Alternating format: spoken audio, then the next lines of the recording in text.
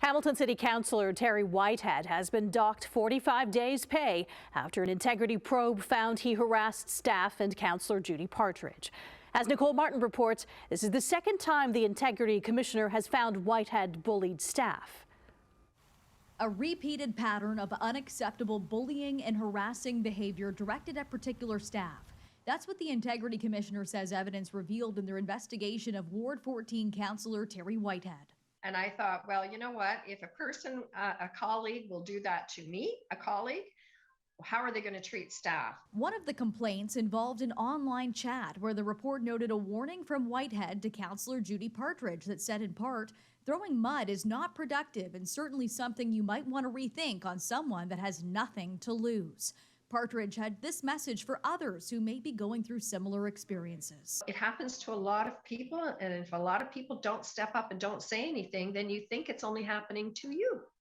And that's the wrong message. So be brave and have courage and step out there.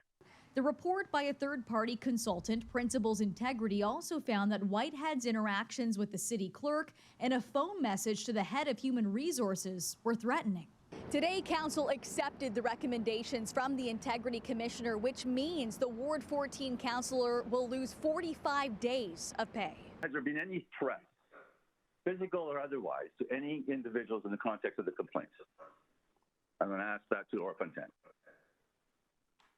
So I don't think that's an appropriate relative to the motion that we're talking about. So I'm gonna ask you to stop at this point.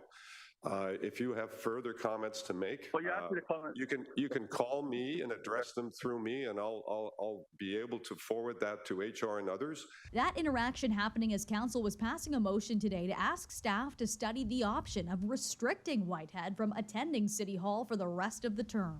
If this was any other employee with this type of background and this type of history, we would not be sitting here on this debate in its almost second hour.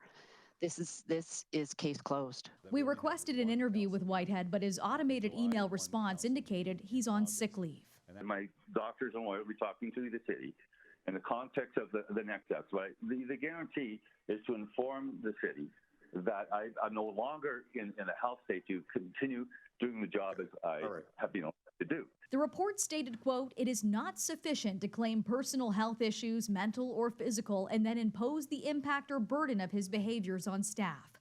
This is the second time this term that the Integrity Commissioner has found Whitehead harassed and bullied employees. Nicole Martin, CHCH News.